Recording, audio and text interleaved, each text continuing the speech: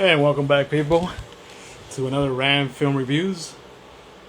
I am Randall. This is my awesome, amazing friend Mack, and we are here with.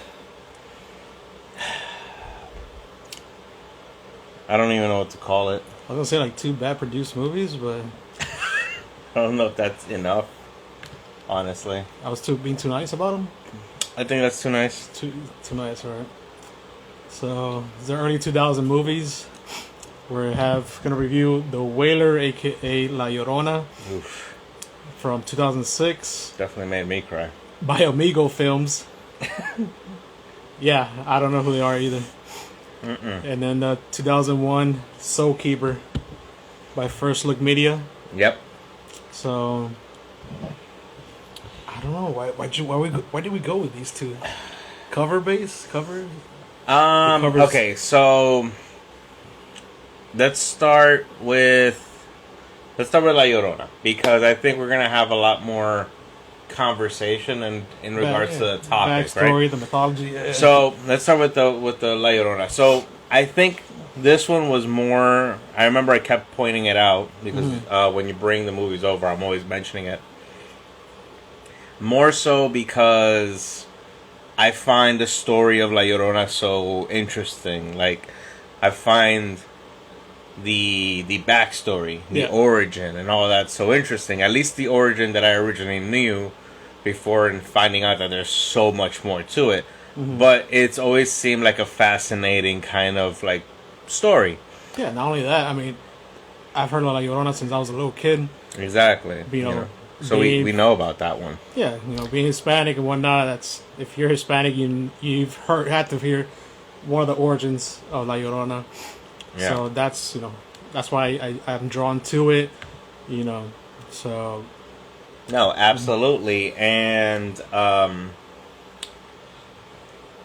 think more so that's why. And I was like, okay, some indie people made this one, right? You could tell it was gonna be like a low budget thing. So you're like, some of these people have great ideas. It'd be great to check it out. You never know. We might suddenly find something that's amazing in it. Lo and behold, was not the case. Not exactly. But in the end, still a lot to talk about. So if you don't know the backstory or any of the information in regards to La Llorona, there's various origins. There's various backgrounds that date back to as far as Aztec times. There's variations to the exact story. There is the belief that it was a woman with a lover, but she had 2 kids, and she felt the 2 kids were in the way. So she decided to choose love over her children and drowned her children, only to find out that because of her decision, the lover would be like, "You're crazy, I don't want anything to do with you." And therefore she would find a way to inflict herself upon death. Then there's also the version that is more like it was a revenge thing against a cheating husband. And because you cheated on me, I'm going to kill our kids and myself. Well, basically, since she apparently found her husband cheating on her.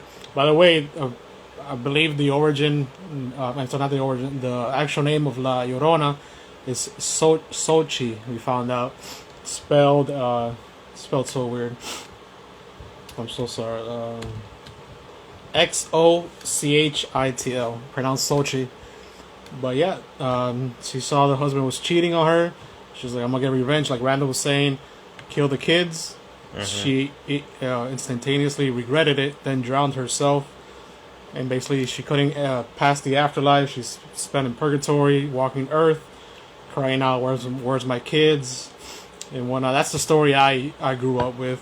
Yeah. Where was it? We found out in Venezuela. She's I believe crying out because either she killed her kids or somebody in the family member killed her kids. So there's different. It's different said versions. to be the spirit of a woman that died of sorrow after her children were killed by her or her family. Yeah. So there isn't really any kind of exact specification, just that it does involve the death of the kids. So we get the backstory of the weeping woman, the Wailer, La Llorona, right? And we start touching base with also Aztec times and the background to the origins that far back in time, where, you know, obviously the names and interpretations become much more different. You know, Aztec names, if people know about Aztec culture, it's a whole different level of pronunciation when it comes to language. They should have heard like how I was trying to pronounce some names, right? It was fantastic. Butchered It was fantastic. Not even close to it. No. Didn't even attempt to. I just, you know, made up some words. But yeah, like Randall was saying, they're starting to... There's a lot of lore. And even some of the lore started reaching into, which was surprised me, reaching into Greek mythology as well, in regards to Zeus. Lamia? Lamia, which was, you know, Zeus is known as one of those that had many lovers. And a lot of the Greek gods, you know... a lot of the mythology within them is always a lot of open sexual and relationships that were very open with no regard. It was all shared each other, male, female, everyone together type of thing. But Lamia seemed to be one that was very much a vengeful woman, and because of a very jealous moment in her, she decided to kill the kids, right? Is that what it was? The lore with Lamia? Yeah, so basically, Zeus had an affair, then Lamia just started killing, I think, his kids. Let me see here. I mean, which kid? Because he had sorry. So she killed her own kids that she had with Zeus. And basically she was seen as a child monster, just a child-eating monster. Yeah. And then she started killing other women's children. So it just dates that far back, and it's just interesting. And apparently in the 19th century, because of that, I think that's what it is. Like, because of that act, right? Like the act of murdering her kids because of Zeus, she became this new phenomenon, which become a demon who devours children. There you go. So, but it all begins with the vengeful side against Zeus. But again, like all of this, there's so much backstory, so much origin to such a spectacular character in La Llorona, the weeping woman. The one that if you see her, it means you're gonna die. It doesn't matter. You have no options. When it's gonna happen, it's gonna happen if you lay your eyes upon her face. That is the whole concept. Once you hear that crying and wailing, you best not look, because that means death is coming. No, exactly. And also, too, when I was told as a kid about La Llorona, also, too, it was like a, you know, like a little fairy tale, like to try to scare kids not to wander off, and especially in Mexico, not to be around, like, bodies of water. Yeah. You know, basically... You know, be home on time type of thing. Because La Llorona is going to get you. Or AK, what was it? Like in the movie it says El Coco. El Coco, which really what he meant was El Cucuy. El Cucuy. Yeah, there's so many representations of, you know, evils that parents have used through the ages and through generations to inflict some kind of fear in the kids, mainly for their safety. But it also creates the aura of the backstory of these characters, and whether they're real or not, whether the backstory, the origin, is actual, factual, if all these things are legitimate. You know, if you are one that believes in supernatural, if you are one that believes in ghosts, spirits, demons, any of these things, then obviously these stories relate. And, you know, some of them can be the children's scary stories that you tell your kids to scare them to not get near that pond. But maybe there's some reality to it. Who never know. But there's so much in the story of La Llorona that it's really interesting. Unfortunately, this movie, The Wailer, La Llorona, made in 2000 and what was it? 2006, yeah. By Amigo Films again. By Amigo Films. Again. It's Amigo okay Films. if you never heard of Amigo Films. Yep. But I was actually so Randall, when it was mentioned, he was like, I'm so disappointed even more because it's directed by a Colombian. Oh God, that Man. hurt. Yeah, when we saw the behind the scenes, and one of the actors goes, "Oh yeah, because we Andres Navia, that's the director. Andres Navia, Yeah. you know, Colombian guy that does those." And immediately, me and both Mac looked at each other like, "Ah, fuck, Yeah. God, man, you had to disappoint us with that." 'Cause, yeah, Randall and myself were Colombian. Oh, that hurt my soul. It was like, damn, I can't believe, he did us like that. Yeah, But yeah, speaking about those behind the scenes, they were interviewing every actor in the film, talking about La Llorona, maybe the director, the scenery. Don't forget, everyone liked each other. Yeah. Which is rare in every set. Yeah, we all got along. Yeah. We all had a great time. We had fun. We all became great friends. I didn't have fun watching this at all. But yeah, apparently every actor was just saying the same thing, everybody was friendly, we were like family, this and that. Mind you, oh no, it was this one anyway. Mind you, I think it was shot fairly quick too, I believe. Yeah, there's no way that was not a quick shoot. That definitely was a quick shoot. So Randall, you do know what the budget was for this one too. Because yeah, you did find out the budget. I think it was $250,000. Yeah, which we were talking about the majority was probably. I think it went into just building the house they used. Yeah, the cabin. Because you can hear that they were sawing wood in back when they were filming the behind the scenes stuff. So I was like, that's where the money went. Because exactly. And possibly actor wise, it felt a lot like like what this ends up being, right? It felt a lot like one of those sci-fi movies where they hired a bunch of rookie actors that are just getting into acting and don't understand how to portray certain emotions or actions. Like when they're about to do an action sequence, he's like, "Here's a knife." Yeah, they oversell it. Yeah, that screaming, the hair pulling. Like, "You're gonna come with me, right?" Yeah. No, I mean that's not how people act in real life. We don't do that in real life. And that one hero actor, his stance was just like he's about to fence, he had the oh my god, the flashlight. Oh yeah. And the big knife, fake mini machete. And he was just standing so weird, I'm gonna kill La Llorona. Yeah, I'm gonna kill something that caused as much damage as we just saw with this knife and a flashlight. Yeah, so basically the movie starts with about 6 American kids, teenagers, college kids, whatever you want to say, arriving at Mexico. Yeah, and they're in at a little chill spot. Yeah, outside chilling, eating. Yeah. Oh, mind you, the menu does say English and Spanish. I'm sorry to veer off. Okay, yeah. Let's get to this. We have to touch this first because it did become one of the biggest pet peeves and hilarious things at the same time. Mm-hmm. So the DVD immediately starts by itself, no matter what system you use. Because I know when I put it, I usually use an Xbox for me to play my DVDs or Blu-rays, and I usually have to go select the disc. This thing, for some fucking reason, decided to just take off on its own. And once it did, the first thing we saw was Amigo Films and 2 film strips shaking hands. Which, by appearance, is a cool logo. It's a creative logo. It's something different. So, cool logo. But it got annoying to us for another reason.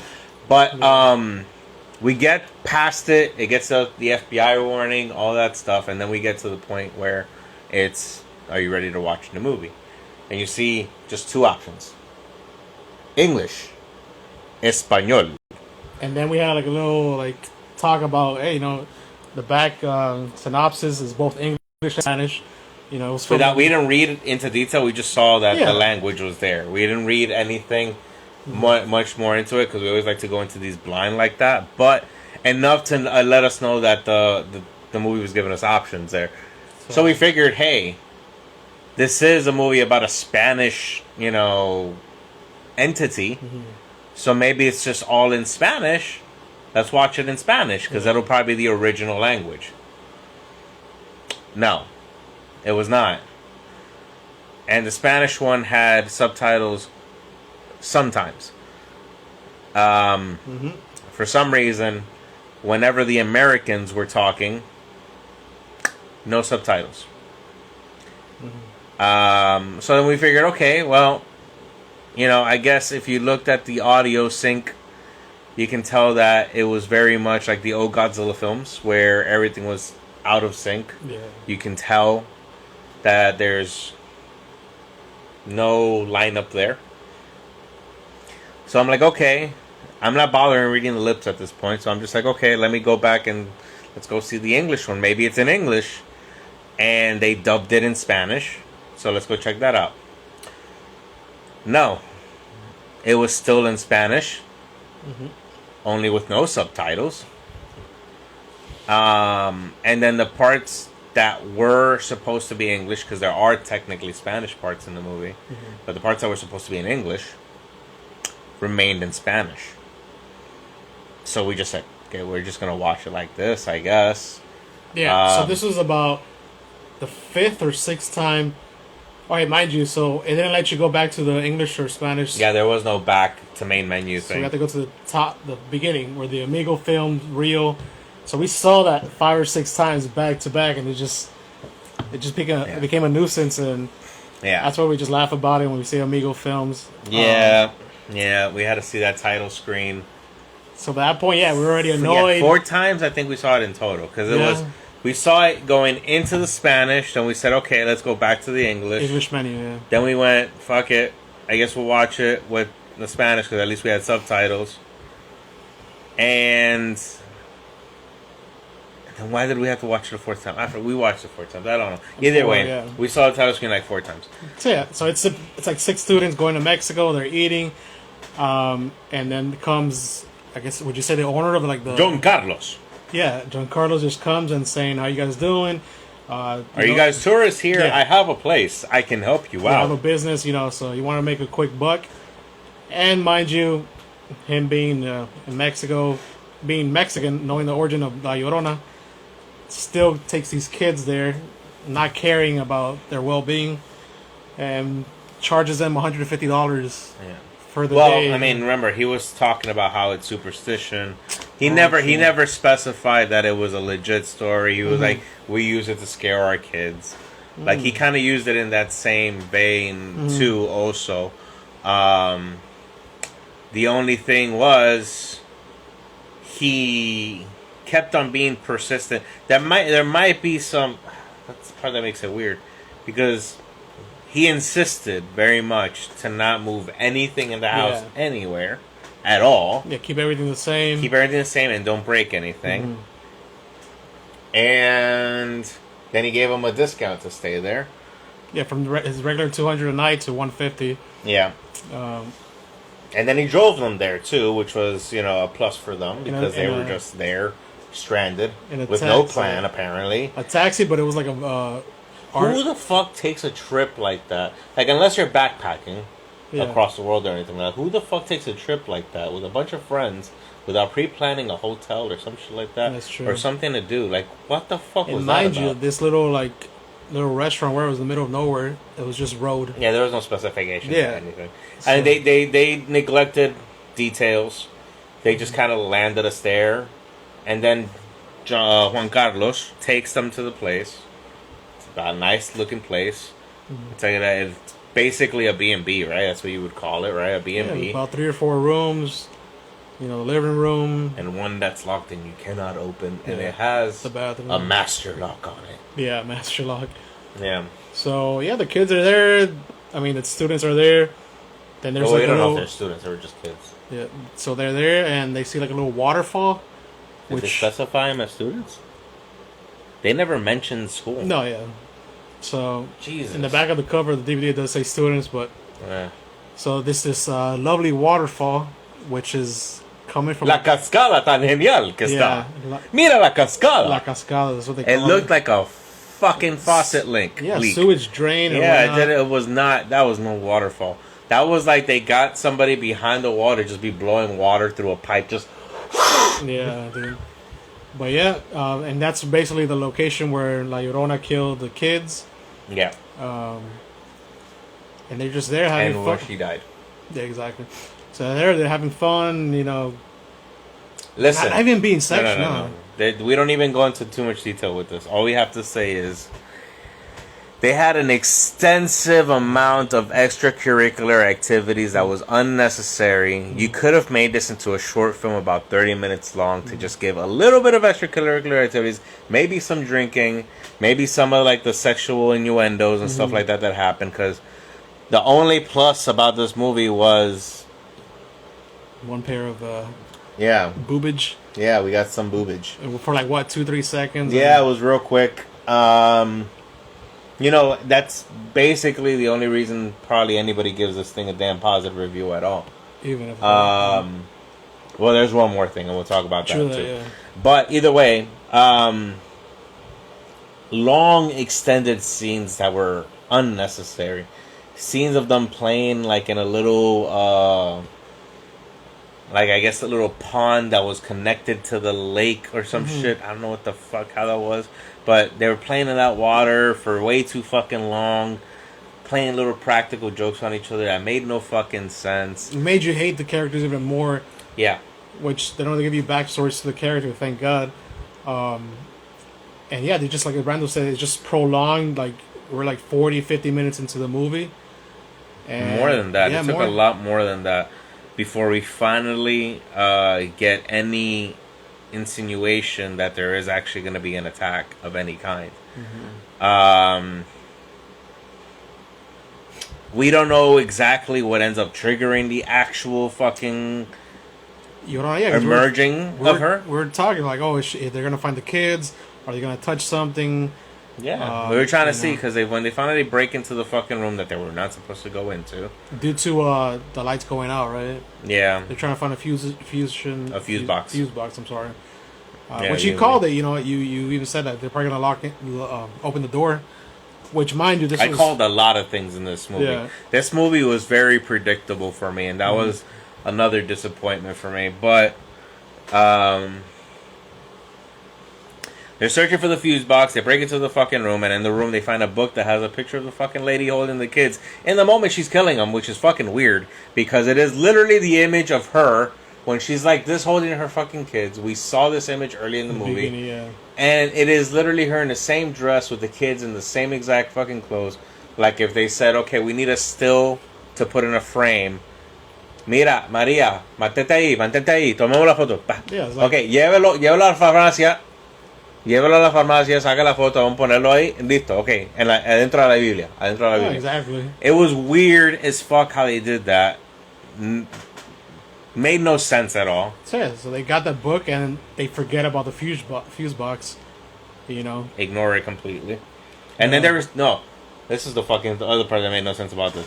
They're like, oh, we found this picture. Let's go ahead and play a practical joke on the people with this fucking picture. And then they go back, they play no joke. Yeah, they even admit nothing happens. They admit they were. And he's like, "Oh yeah, we're gonna fucking do a joke with the picture about La Llorona." Huh. Exactly. And mind you, something too I pointed out to Randall, the lighting. You could so basically the lights turn off. They set up a few candles, some lanterns, but the light emitting in the room was so much, like the spotlight that they have around, the set. You could clearly tell that's that. So it's just bad. Bad lighting. That lighting and setting up all that. Again, this is kind of expected in a low budget film. Like you can understand that sometimes these things happen when you're limited. In 2006, especially, you're not with a lot of the technology we have nowadays. Like now, you can probably get like a fucking set of lights that work on Amazon for like $200. Went back then in 2006 to rent a full lighting set that allows you to have the covers and all that shit to give you appropriate lighting, you'd be spending like fucking 5, 6, 7 grand or some shit like that. And who knows if because of budget they had to cut around the edges a little bit.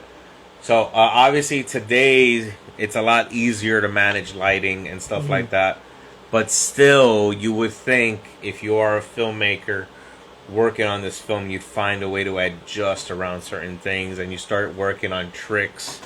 This is why a lot of like independent filmmakers end up doing a lot of research on tricks of the trade that allow you to budget things around. And through the years, there's always been kind of ways to do it. Like, you know, if you go back as far as Alfred Hitchcock using chocolate as blood in Psycho, that's what made it look so thick and perfect for the fucking movie.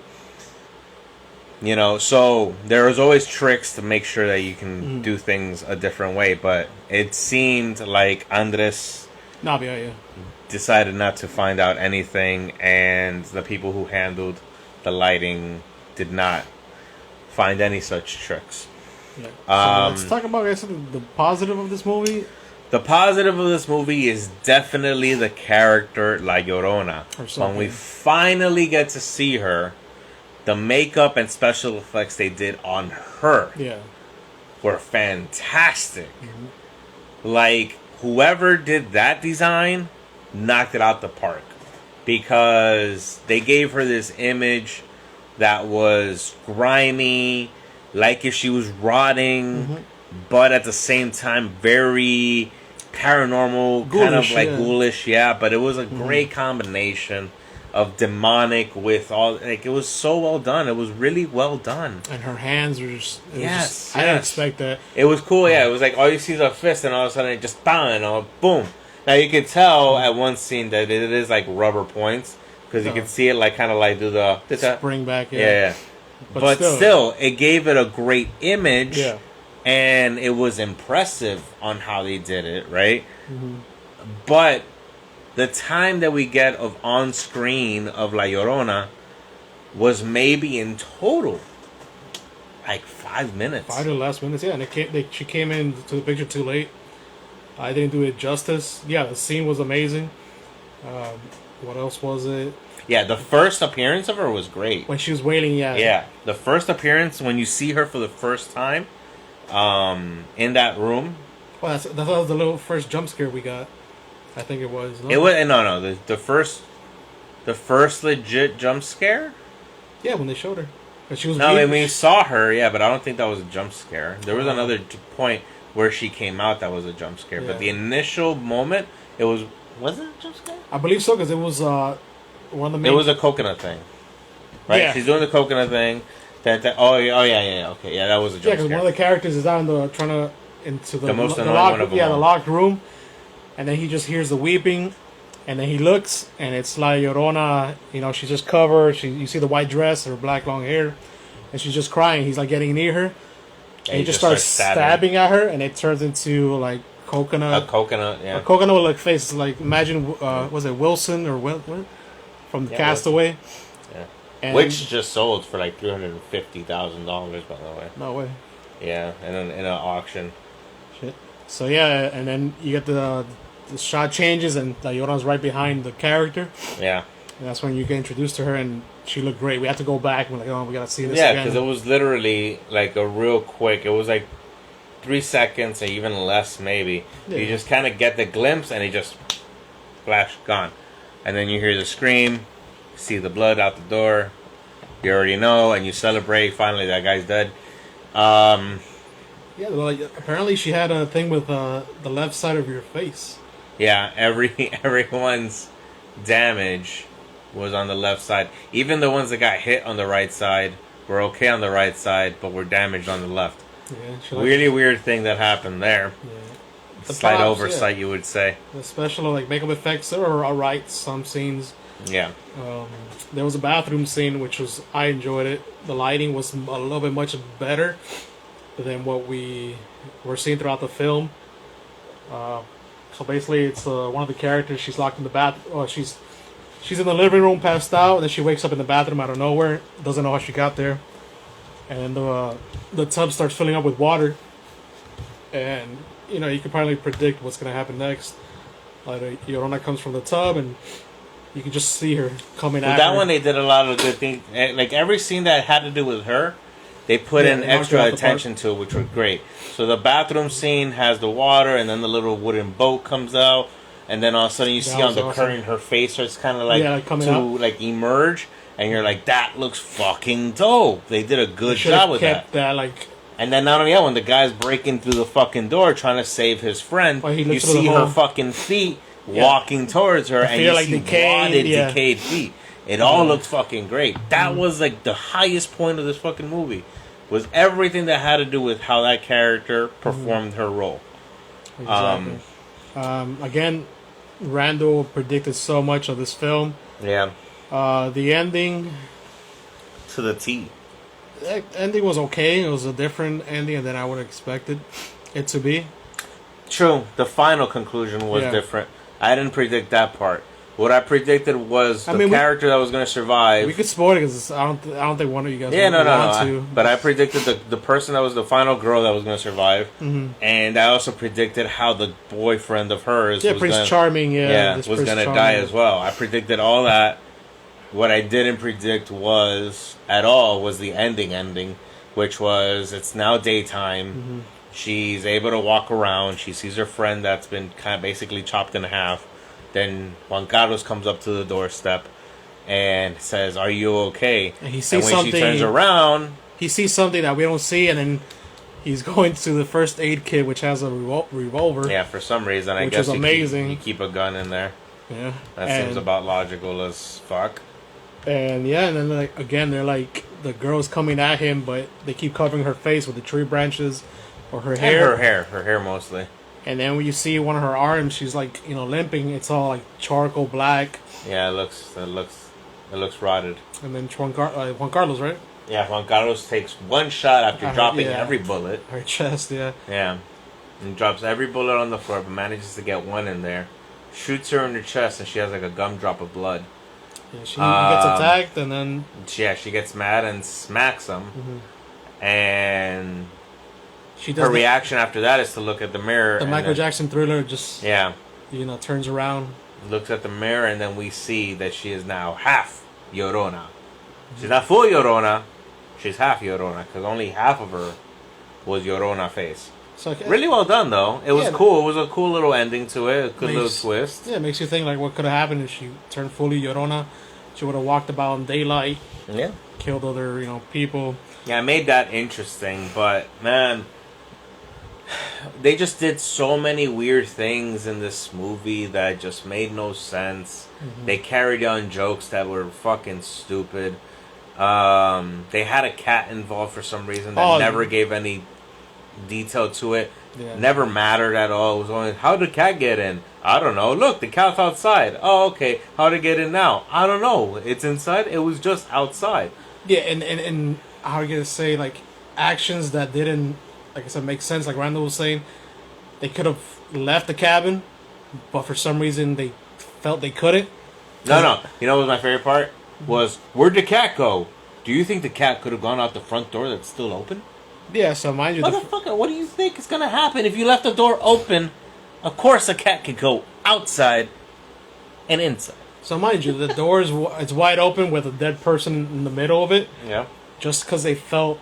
a presence. That and how cold it was on the outside compared to in. Yeah. They had broken one of the windows. So there were exits.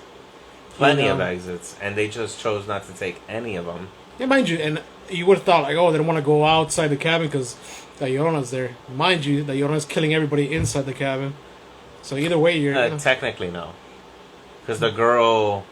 You got the black guy. Yeah, but no, the girl that did show her boobs died on the outside of the building because she got pulled out of the house through the window. No, I know that, but I'm saying, like, how would I say it? I mean, but that would give you the example that she can be outside the house. Yeah, so they just want to stay inside, but either way, they're fucked. No. That was a weird thing about it. Mm-hmm. They wanted to stay inside in certain areas, but wanted to go outside through other areas. Oh, yeah, they kept on trying to open one window to exit through there, and then would go to the front and be like, I can't go out there. It was weird. It was weird. They just made no sense sometimes with it. Decisions and whatnot. Yeah, it was just really, really dumb. Well, yeah, really dumb in so many points, and I think we can just jump to the rating at this point. Like, all I can say is there's such a great background and such story with La Llorona that even if you're making a low-budget independent film, you could have done 40 times better than this fucking movie. Mm-hmm. And I'm not even exaggerating when I say that. You could have done so much better. Even with the same actors, there's a lot of things, and this is the one thing that I told Mac, maybe it'll be different if we experience it with the correct audio. Mm-hmm. Because we did get to see in the behind-the-scenes footage some of the scenes with the original audio, which is the students, I guess they're students, speaking in English, which was supposed to be the original movie. It was supposed to be part Spanish, part English, but for some fucking reason, the DVD's all fucked up, and it's just Spanish everywhere. Which I don't mind because I speak Spanish. Max speaks Spanish. Yeah. We're good there, but you know, it kind of threw us off that the audio sync wasn't there. You know, there was a lot of things that just threw us off. So it could have done so much fucking better, and it was unfortunate. It was disappointing. But if I'm gonna go ahead and rate it, I'm gonna jump to it right away. I'm gonna give it a 2. And the only reason I'm giving it anything positive is because of the makeup and the special effects they did with La Llorona. Because that looked fucking great. Mm-hmm. Like, it looked really fucking good. They wasted really good material there into this fucking terrible movie. And I know it's happened before where you have a great monster but a terrible movie. But this is just otherworldly bad. Exactly. So 2 out of 10. Man, you went too high on there, bro. In my opinion. Again, for me, the 2 is only because of the outfit. Yeah. And the kills were good. No, yeah, they were different. So I enjoyed the kills. The kill in the bathroom was good. The kill of the black guy was good. The kill of the pink dress lady getting yanked through the window was good. And then showing up chopped in half, basically. All those kills were good. Yeah. I would have to go with a 1 out of 10 for me. Okay. The backstory to La Llorona didn't, and more things that I know about La Llorona now because we looked up. Yeah. Didn't make this movie any better for me. Mm-hmm. Again, the La Llorona character, how she looked, it was great, but it didn't do any justice at all. I was already ticked off with the menu. It was just bad overall. Yeah. I couldn't even. I can't even judge the acting because, like I said, Randall's saying everything's in Spanish. So yeah, they kind of messed up how we can enjoy the acting by the audio being messed up. Yeah, exactly. So yeah, 1 out of 10. It's like Randall said too. It made us feel like we're watching a Spanish, like Telemundo or Unimax, Univision. Yeah, when they get the old John Wayne movies and then translate them in Spanish. Yeah. So overall, 1 out of 10, 2 out of 10. Yeah. There's nowhere you could find this movie on streaming. Nope, it's nowhere available. You'd have to buy it, and I recommend you do not. You're so lucky you haven't watched this film. Yeah. And if you have, hey, let us know what you think. Yeah. I mean, if you find it somewhere for 50 cents. Yeah, it's $1 at least. Yeah. That's a little too much. Yeah. But yeah, now we're gonna go ahead and do. Yeah, this one's gonna have to be the quick one because we are down to the last few minutes in this review. And Soulkeeper reality, it doesn't have so much for us to go into. There is a backstory of origin when it comes to Lazarus being brought back, being resurrected by Jesus back in times where miracles happened. And the interaction of his resurrection relating to a stone he had on himself, on his person, while he was dead. And that stone received magical powers or supernatural powers through the process of the resurrection, and therefore became a tool for demons to use to maintain a soul of a demon on this earth throughout the years and years and years and years. And this person was called Magus Simon. So that is the backstory for this movie as a whole. To give you a better insight of this movie, it is considered officially the first original sci-fi movie for the SyFy channel. This was released back in 2001, I think May 25, 2001, something like that. So we have to thank this movie for birthing what is the greatness and awesomeness of Sharknado and movies as such. Like, I think Lake Placid probably appeared there, or no, it's not. What is it? Boa. Can't be Lake Placid. No, Boa. Lake Placid was like a bad movie, but I don't think it was a sci-fi movie. No, it was Boa versus Python. Those stuff like those ginormous animals. But yeah, this basically is two thieves, and they have friends, right? Acquirers. Oh yeah. They acquire stuff. Acquirers. They want to be sophisticated. Yeah. Which they acquire items for people of money. They start off by stealing Abraham Lincoln's top hat, right?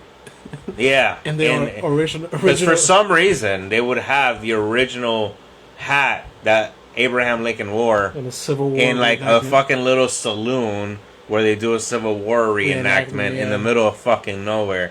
It wouldn't be under fucking guard by somebody with a fucking gun. Well, it was under guard. It was just like security. In real guard. Oh no, of course. In real guard, not the rent-a-cop situation. This would be under intense guard. This is not just laying around somewhere. But either way, for some reason in this place, it was behind a plastic glass. Like, it wasn't real glass. It was plexi, right? And he had to use plastic explosive to crack open the Lincoln case. So mind you, they have this talent. Oh my god, it's already annoying me. Yeah, they have this talent of stealing items. So they get contact. Well, they meet two beautiful women in a bar. They get escorted to this house. Oh, I didn't know that. Deep Blue Sea is actually. Oh no, Deep Blue Sea 2. Forget they get escorted to this house, and they just say, "Wait here." The door opens. A bunch of candles, and they're greeted by no other than Pascal, which is played by the famous Brad Dourif, aka Chucky's voice. He was great. Yeah, in the movie. He had like a French accent, right? Yeah, they gave him like kind of French or Roman-ish. Well, we find out later on that he was a priest. A dead priest, yeah. Yeah, dead priest. But yeah, he tells the two thieves, to search for the Lazarus Rock, right? Yeah, he kind of gives them a little background on the story, and then the famous line: "Do you believe in the power of the human soul?" Do you believe in the power of the human soul? So yeah, it all ties into them being hired to acquire the stone, because as we find out, they are the chosen ones, apparently, to go ahead and acquire the stone and stop this demon from remaining on Earth. We meet some lovely characters along the way. We meet Magus Simon. We meet a couple of demons that have the ability to transform into other people, just to be able to satisfy fantasies, I guess would be the thing. Even to the point where one of the guys is receiving oral satisfaction, and then he looks down to see that his mom was the one down there. Fantastic scene. It's like a witch. But in the end, we find out that they are the chosen ones and are the ones meant to find this. They have a guardian angel guy that guards them and all this stuff. And then for some fucking reason, even though it is supposed to be like a comedy, kind of action horror film, or kind of suspense in a way, because they kind of add a Mission Impossible element to it, and then they add some random sound effects that just feel out of place. Super out of place. They just makes it like a wacky slapstick. Yeah. Scenery, and it just kind of made no sense in the place they used it, and it made no sense tying it into a movie because they didn't have it throughout the entire movie. It was just random moments where it's just like, I think here we should use a quick sweeper.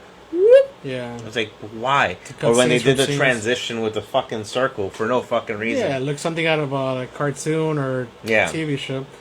We do have also a cameo from what is it? Tony Tiny Liston. Yeah, aka Debo. Rest in peace. He plays Chester or Chad. It's funny, just he's a IT nerd. Yeah, who's able to like hack into information. Exactly. Tony Tiny Lister, right? Yeah. It's Lister Junior. So we're looking at each other like it's hard to believe. You know, Debo basically play a computer geek. Give me your chain. Yeah, but he still bullied people for money. Oh, and apparently in this movie he has the perfect penis. The perfect penis. Sadly, including the password to his alarm at home was perfect. Sadly, we don't see the penile. Yeah. So even okay, so the reason he's even mentioning that is the fact that Tommy ends up turning, or his character in the movie, Chad, ends up turning into a monster, a demon monster. Mm-hmm. And I was immediately, my first reaction was like, okay, they kept on mentioning the perfect penis. If we don't see a monster that has like some kind of phallic thing to it, it was all pointless. All pointless. And guess what? Fucking pointless. We didn't see anything with that, you know? And I just thought it would have been fucking great to make that happen. Yeah, it would have been funny, especially, like I said, it's a horror comedy. Yeah. There's a lot of joke things in there. Some of them hit on the point. Some of them were just like, okay. Oh, exactly. But there was good humor to it. There was good humor to the movie. There was a basic good plot to the movie as well. It could have been better orchestrated, but there was some good plot to this movie. The characters were great to me. Like, I enjoyed the characters. They were enjoyable, not hating on them. Acting was okay. It wasn't anything terrible. Yeah, exactly. Especially from the 2001 film. Yeah.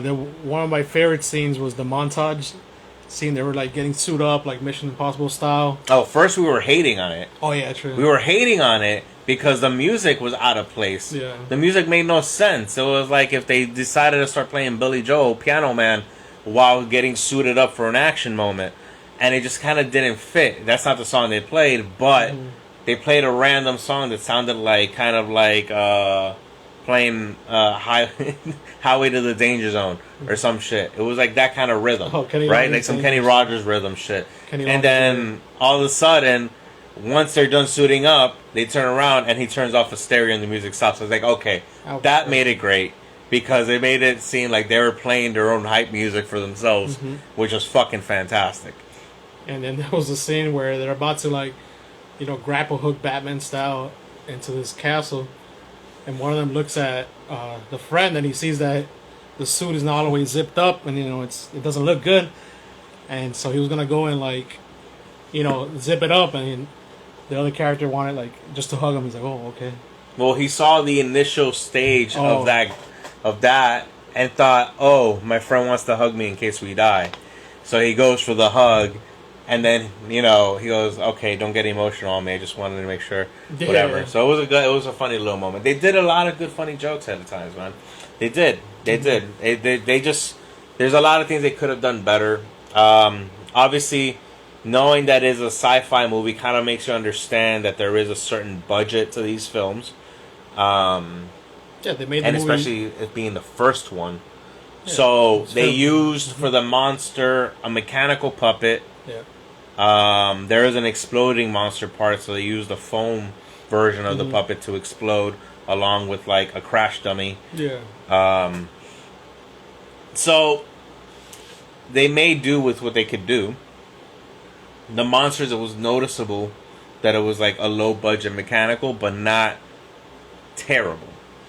It was noticeable because it like at times it looked a little comical by appearance, but not to the point where you look at it and say this looks utterly ridiculous. It just looks somewhat funny. Yeah, better than Spawn's Maboji, I think it's pronounced. Oh my god, whatever devil, that fucking like hairy nutsack thing that was.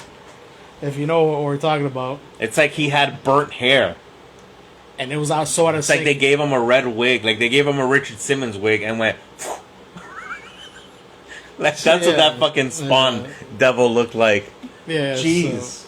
Also, the Soul Keeper was filmed in 28 days.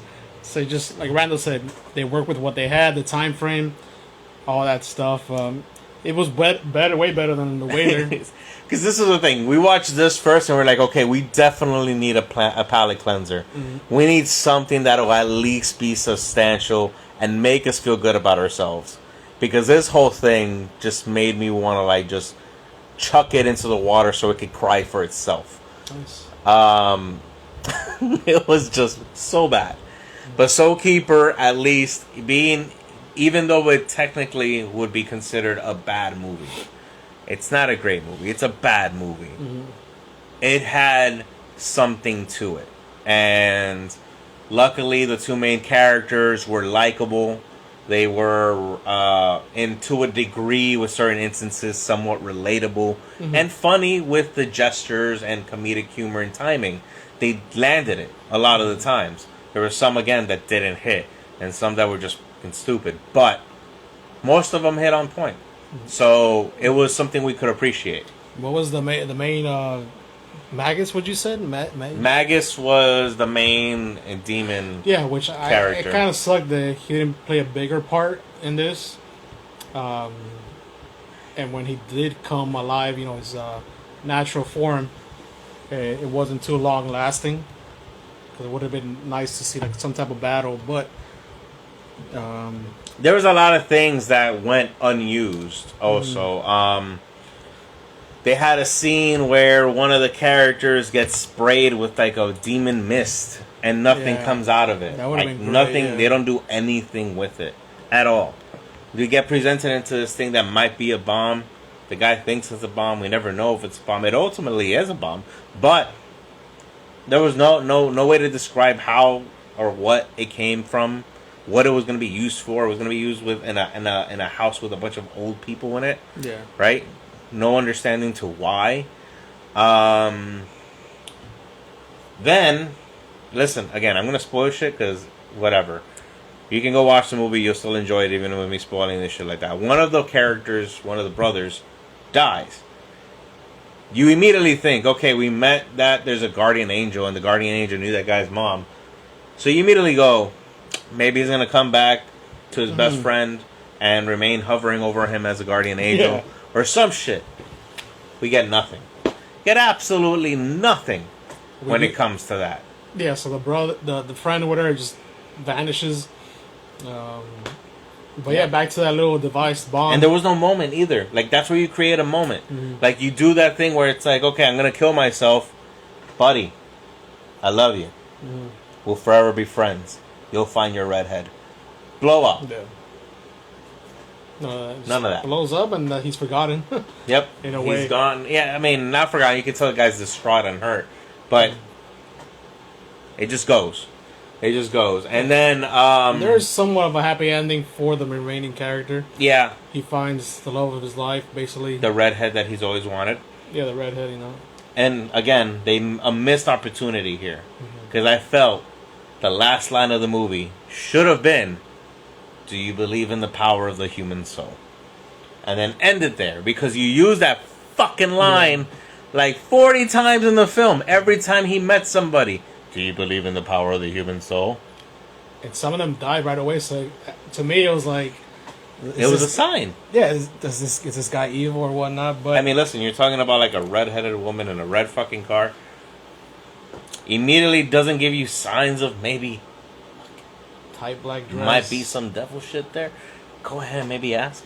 You never know. I'm not saying that all redheads are evil. I'm just saying maybe that one could have been. The ones I've known. Let's move on. Alright, let's go ahead and rate this thing because we need to get out of this one. And we're going to be back with another one. But still. Soulkeeper, where do you place it for yourself? Jesus Christ. A 3 out of 10. I'm pushing it to a 3. Okay. The only reason because I watched it with you. I think if I watched it alone, I would have been just dead silence. This movie sucks. But since he laughed at certain scenes, I was like, okay, I see the comic side of this joke. The comic relief. Yeah, the relief. So, yeah. but yeah, The breastises that were shown were great. Let me see here. The monster, I didn't like it. But yeah, it's 3 out of 10. All right, I'm probably gonna surprise you. I'm giving it a 5. Holy shit. I'm giving it a 5 mainly because I did enjoy a lot of the comedic parts that they used to it. I'm okay with mechanical monsters. It doesn't bug me. The monster obviously could have always been better, but it wasn't the case, and it didn't really bug me in the movie itself. I enjoyed the story plot that they used to it. I just wish it felt like I told you, it felt like From Dusk Till Dawn, but like with humor to it. Yeah. And obviously From Dusk Till Dawn is like 10 times better, but enough for me to enjoy the movie. And Debo with the perfect penis, and a lot of stuff you mentioned too was great. But that is my rating for this. This has been Ram Film Reviews. We'll be back shortly with another review. But this was our review for La Llorona, The Wailer, and Soulkeeper. We'll be back soon with more. And hopefully you don't have to endure the pain that we endured. Because I'm about to go weep right now. Thank you, lovely people.